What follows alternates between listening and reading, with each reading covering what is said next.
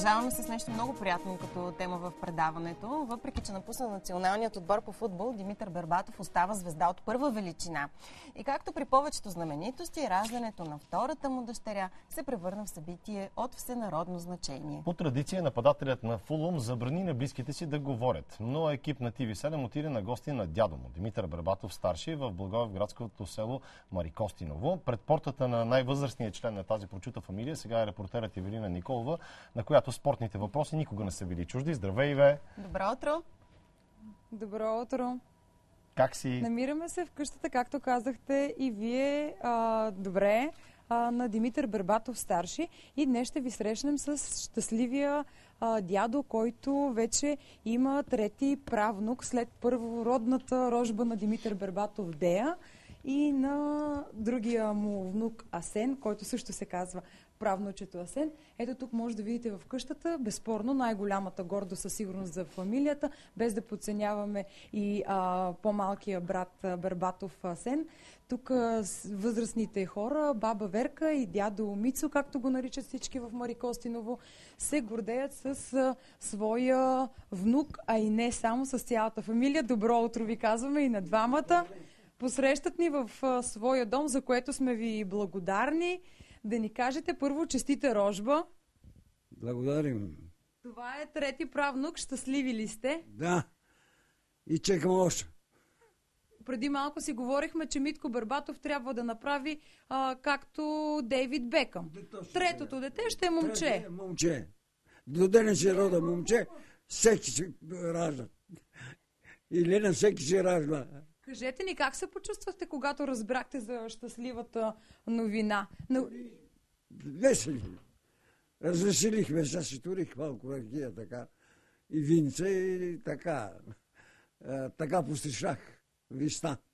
Тук виждаме, че имате много снимки с тях. Те ли са най-голямата ви радост в живота в момента? Вече това, както гледаш така, и това първата внучка, след нея Митко назад. Къде е Митко? Ще дойдеш ли, бабо Верче, да ни го покажеш? Ето го тук, Мари. Я да гледа главата. Там е. С Дея, нали? Снимките. Дея е тук, бабата го гледа.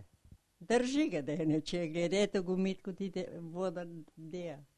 Кажете ли сега, когато се роди и втората дъщеричка на Митко, поздравиха ли ви тук местните, уважават ли ви? Уважават. Тук аз съм все вънка, с патериците вънка.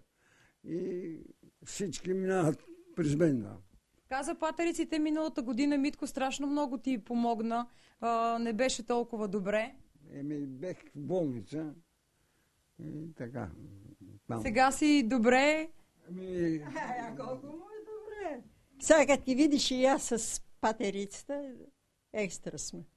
Няма така да мислите. Кажете ни, вие знаем, че събирате всички снимки от вестници на Митко. Продължавате ли и до днес това да го правите? Що да кажа? Снимки. Кога за последно Митко беше при вас? Не знам. Мъчно ли ви, когато няма време да идва, много ангажирано в Англия играе? Да, много не е мъчно. Искам. Последно то дедо Митко беше в болницата. Митко доведа да го вижда. Ето. В най-важния момент за него. Да. Оттам с баща му право пред дедото. Кажете ни, когато идвате, за какво си говорите? Връщате ли назад времето? Спомняте ли си, когато той идва от тук всеки ден? Да. Само за футбол си говорим ние. Нема друго. За нас друго не се съществува. Добре. Сега ние имаме интервю и с майката на Димитър Бербатов, Маргарита. Предлагам ви да видите какво каза тя за щастливото събитие и своята втора правнучка. В понеделник след обед Маргарита Бербатова разбира новината от сина си Митко Бербатов. Чухме се и каза: Марго, ти си баба, и така. Аз като всеки път се развълнувах, разплаках се така. Как да ви кажа, това чувство не може да се опише, и след това вече и с Елена се чухме и така всичко е наред. По думите на Маргарита Бербатова, синът ѝ е много щастлив от втората си женска рожба. Прекрасно се чувстват, щастливи са. Как може да се чувства една майка и един баща, когато им се ражда една рожба. Много хора ме питат и едва ли не, защо нямат син. Аз мисля, че прекрасно е да имаш две момичета. Аз като майка на две мъжки деца винаги съм си мечтала да имам момиче, така че много се радвам, че имам две внучки вече. От по-малкия си син Асен, Маргарита има внук. Тя обаче е категорична, че в сърцето има равно място за всички. Много съм щастлива. Чувството е същото, което беше и при първия път, когато се роди Дея. Такова е, когато се роди Асен. Сега и третата ми внучка. Много съм радостна, щастлива, развълнувана. Надявам се, че ще имаме едно прекрасно бебенце и да му пожелаем да има късмет в живота и да расте щастливо. В Благоевград се надяват скоро да видят и двете дъщери на Бербатов. По информация на TV7, Елена и малката ще бъдат изписани от болницата най-рано утре. Заради ангажиментите си към английският Фулъм, Митко най-вероятно няма да присъства на събитието. Той ще хване самолета за Лондон по-рано. Ивея, малко неща знаем за дядо Мицо. Той някога ритал ли е футбол? Играл ли е футбол? Митко, ритал ли е в двора на къщата, на която се намирате вие, Митко Бербатов? Ритал ли е топка там? Иве, и също така да попиташ, знае ли се вече името на втората внучка? Сега ще ги попитаме и двамата тези неща. Вие някога играл ли сте в футбол? Митко ритал ли е тук заедно с вас? Да. И артист е бил и всичко. Мен не ме пита да... И най-накрая стана футболист. Играл ли си е тук с местните дечица? Да. Нашия отбор, детски отбор, кога беше не Митко, татко му. Да. Татко му и чичо му. И стана републикански първенец. Той тук идваше ли често като дете? Знаем, че на улицата са си играли много. Идеше по-малко от Асен.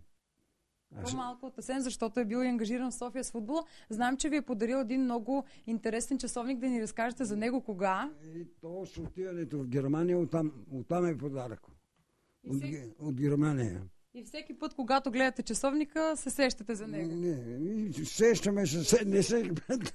На баба и дядо от Митко Бербатов. С любов. Да. А друго, какво ви е подарявал? Какви са така най-ценните ви неща? Телевизор.